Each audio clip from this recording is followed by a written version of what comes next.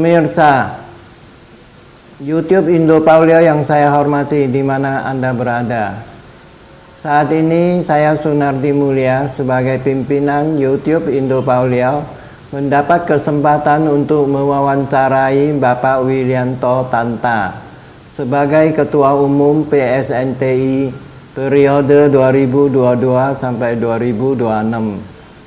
Yang baru saja terpilih secara aklamasi di dalam Munas ke-7 yang diselenggarakan di Claro Hotel, Makassar tanggal 20 sampai 22 Maret 2022. Sebelum terpilih menjadi Ketua Umum PSMTI, Bapak Willianto Tanta menjabat sebagai Ketua PSMTI Wilayah Sulawesi Selatan.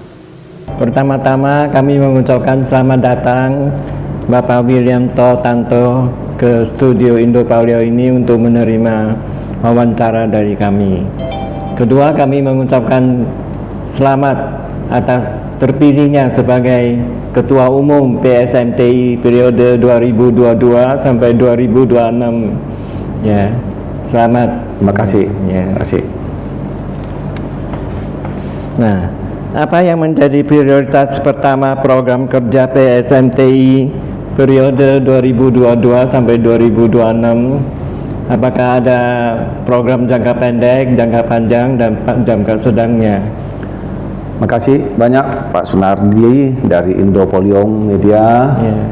Pada hari ini kita bisa sempatkan waktu bersama yang mana mengenai program kerja. Memang kami pada saat Munas kita ada buat visi misi, nanti itu sudah ada visi misinya yang kami sempat utama mungkin pertama kita akan susun kepengurusan di periode saya pimpin ini 2022 sampai 2006. Ini sementara lagi penyusunan, mudah-mudahan dalam 1-2 bulan ini bisa rampung.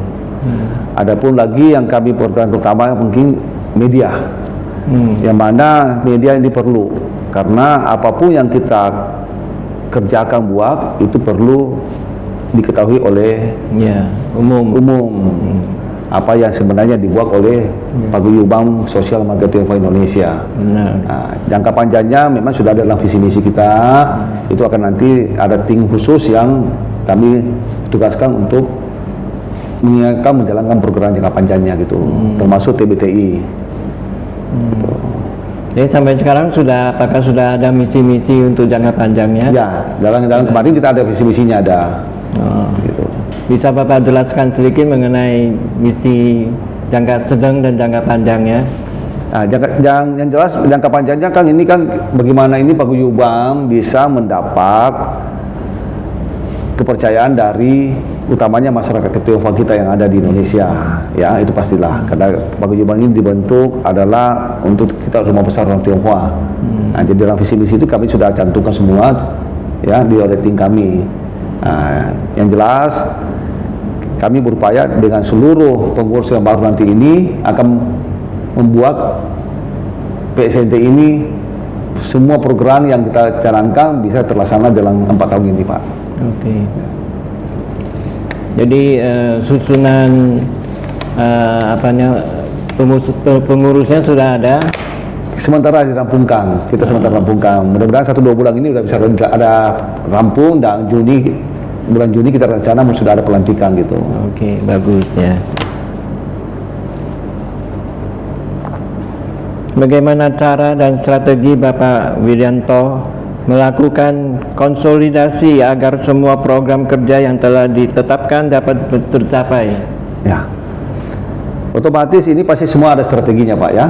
Pertama mungkin kami di dalam kepengurusan kami akan memilih semua pengurus yang bisa kita ajak bekerja sama. Kalau tidak bisa bekerja sama, mustahil program ini bisa berjalan. Sehingga kami dalam menyusun kepengurusan ini kami sangat hati-hati. Ya, yang mana kalau kami salah pilih, otomatis program kerja yang sudah dicanangkan tidak bisa berjalan.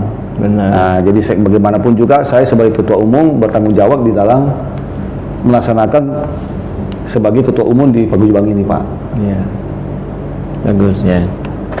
Bagaimana komposisi kepengurusan PSMTI 2022 sampai 2026 antara generasi milenium, generasi senior, serta pria dan wanita. Ya, Bagaimana ini konsolidasinya? jadi memang makanya saya bilang ini terkait dengan kepengurusan. Ya, jadi memang kami dalam tim formatur ini kami harapkan ada kesepakatan bahwa yang kami rekrut ini wajah-wajah baru atau yang pengurus baru itu minimal ada 50%. Ya, kita juga tidak buang juga yang lama. Yang lama mungkin kita naikkan ke dewan. Sebagai dewan, apakah dewan pembina, dewan kehormatan, dewan penasehat, ya. Jadi kami memang butuh perubahan di dalam kepengurusan baru ini. Komposisi wanita kami akan tingkatkan. Memang saya lagi cari beberapa wanita-wanita yang mau masuk di dalam kepengurusan kami. Ya, kalau bisa, ya kalau kemarin ada hanya 5-10%, ya mudah-mudahan kita bisa dapat sampai 20% wanita. Milenial juga kalau bisa dapat 30%, bagaimanapun mereka ini adalah generasi pelanjut, penerus. Ini kan sudah zamannya milenial. Iya. Gitu. Kalau yang lama gimana? Yang lama tetap kita pakai, tapi mungkin kita posisikan mereka naik ke dewan. Tidak ada yang kita buang. Ya kan? Karena mereka juga sudah berjasa. Yang lama itu jasa-jasanya harus diingat. Ya kan? Gitu. Paling tidak membimbing kita yang masih yang muda-muda ini diberikan bimbingan kan? Gitu. Bagus itu. Ya. Programnya bagus sekali. Ya. Menurut Bapak Pawulianto Tanto, apakah tantangan terberat yang akan dihadapi oleh PSMTI untuk masa jabatan Bapak ini? Jadi sebenarnya tantangan itu tidak berat kalau kita bersatu ya. Kalau kita semua saling bisa saling memahami di dalam 4 tahun ini, jangan saling hanya menyoroti si A, si B, si C yang tidak benar kerjanya, itu bukan solusi. Jadi kami terus terang harapan kami di dalam kepengurusan baru ini kita harus solid dan kompak di ke dalam dulu. Kita tidak bisa kerja kalau tidak kompak. Benar. Ya, bagaimana mau keluar kalau di dalam sendiri tidak kompak? Satu contoh lah, kalau dalam rumah tangga kita ini selalu ribut, ya, bagaimana bisa kita kerja cari duit di luar, cari usaha kalau di dalam rumah tangga sendiri ribut terus kan gitu. Nah, ini tantangan buat kami sehingga di dalam menyusun kepengurusan baru ini kami betul-betul selektif, ya, betul-betul yang bisa bersama saya sebagai ketua umum, ya itu yang kita pasang. Ya kan, bukan datang masuk membuat satu kekacauan, keributan, ya. Itu yang menjadi tantangan kita ke depan ini, Pak. Bagus ya. Nah, selanjutnya bagaimana cara dan strategi Bapak Pawulianto Tanto dalam membangun dan membina hubungan yang lebih baik dengan pemerintah pusat, pemerintah provinsi dan kabupaten kota? Pertama, komunikasi. Komunikasi yang kita akan tingkatkan. Sekarang ini kan antara pusat, provinsi, daerah itu kita utamakan harus ada komunikasi, Pak. Dan ada keterbukaan. Selalu saya katakan dalam saya punya orang tanya, saya selalu katakan jangan ada dusta di antara kita. Kita harus ada keterbukaan dan juga kita harus ada saling menghargai. Namanya sudah saling menghargai berarti ada komunikasi, Pak. Kalau tidak ada komunikasi berarti tidak saling menghargai, Pak. Nah, ini yang menjadi kunci suksesnya kalau ada komunikasi, Pak. Tapi kalau tidak ada komunikasi, bagaimana bisa jalan, Pak? Ya kan? Satu contoh lah, Bapak undang saya ke sini, ini komunikasi, Pak. Nah, komunikasi Bapak ini dijabarkan kepada masyarakat yang bisa menonton wawancara kita ini, Pak. Ini kan komunikasi juga, Pak. Benar. Ya, gitu.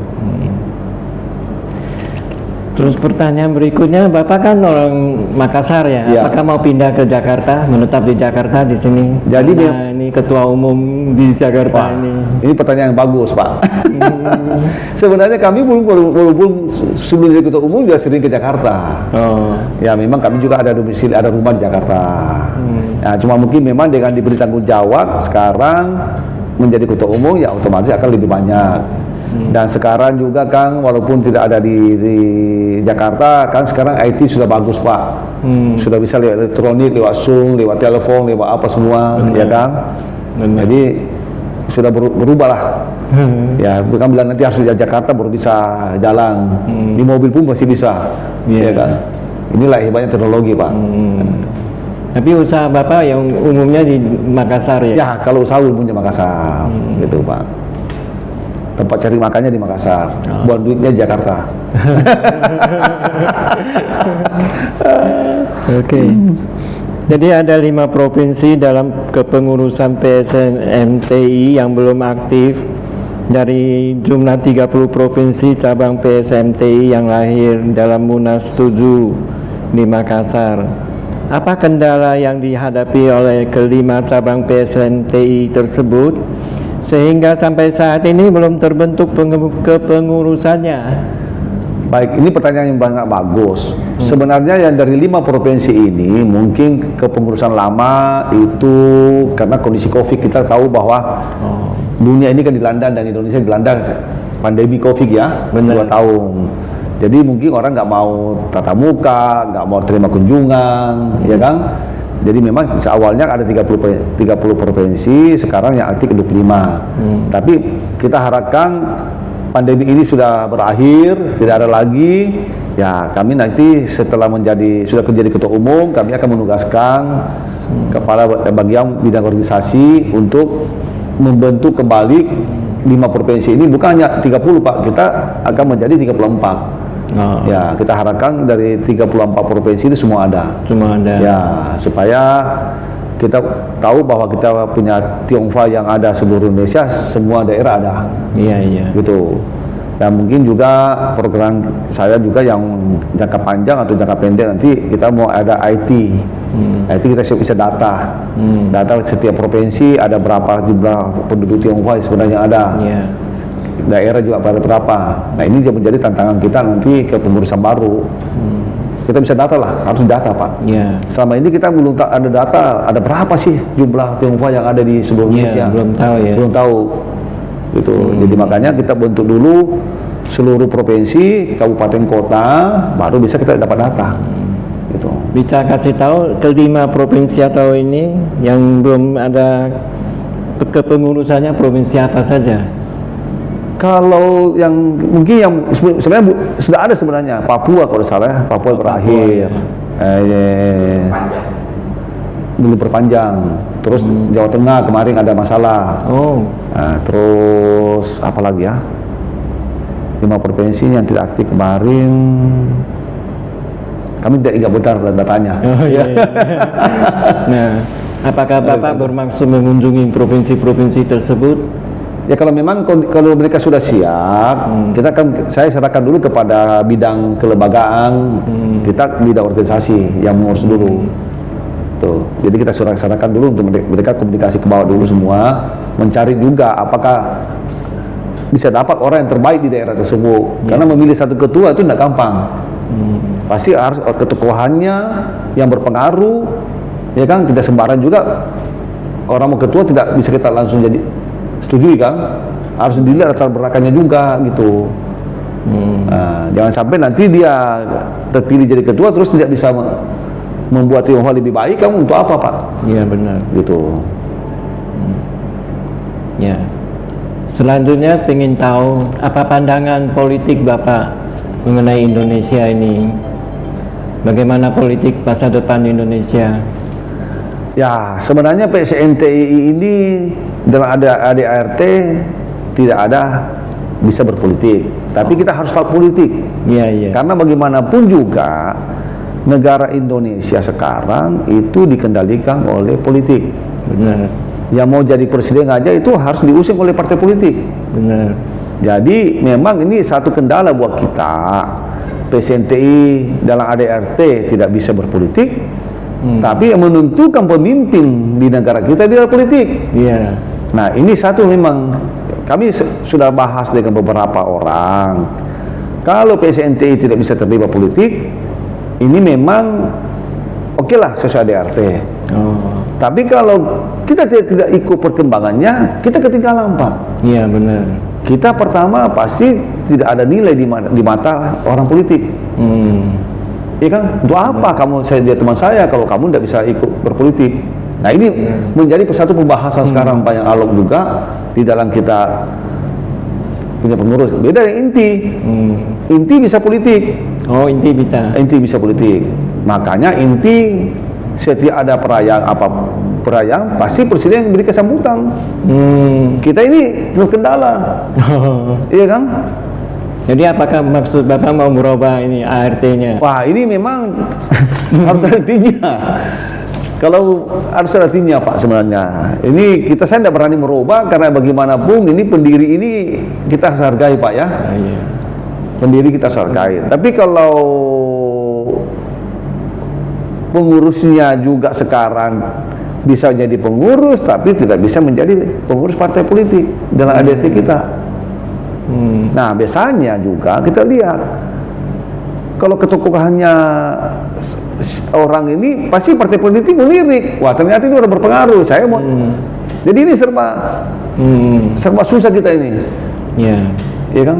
Jadi kalau ada pengurus dari PSMTI yang masuk ke partai politik dan menjadi pengurus dari partai politik, bagaimana sikap Bapak? Mengeluarkan dia atau bagaimana? Nah, inilah sebenarnya Pak, padahal ini orang potensi sebenarnya Pak. Berarti dia kalau dilirik oleh partai politik, berarti dia punya pengaruh Pak. Tidak mungkin partai politik meminta Bapak, kalau dia punya pengaruh. Ya kan? Otomatis Pak. Nah, satu pihak kita dilarang dalam ADRT. Gitu Pak. Jadi anggota tersebut dikeluarkan atau bagaimana? Kalau di ADT katanya sebagai dewan boleh, di dewan boleh, di dewan boleh, tapi sebagai pengurus aktif nggak boleh kalau berdasarkan ADRT Pak. Gitu. Dewan penasehat boleh kalau gitu. Dewan kehormatan, dewan penasehat, dewan pakar, pokoknya dewan lah. Dewan kita ada berapa tujuh ya? Kalau tidak salah Pak, posisi dewan lah. Gitu. Oke, gitu. Ya. Tapi sebagai pengurus aktif di ADRT tidak bisa melanggar ADRT gitu Pak. Kalau seandainya ada yang begitu, bagaimana Bapak? Ya kita harus minta mundur. Suruh mundur. Pilih mundur di partai atau pilih mundur di PSNTI. Oh gitu. Kan harus ada berdasarkan ADRT kan. Kalau dia mau berpolitik, berarti dia harus mundur dari PSNTI kalau ADRT-nya dia mengatakan demikian. Tapi kalau dia umpamanya mau di partai di PSNTI, berarti dia mundur di partai politik. Itu dia di ADRT sekarang nggak ada Pak.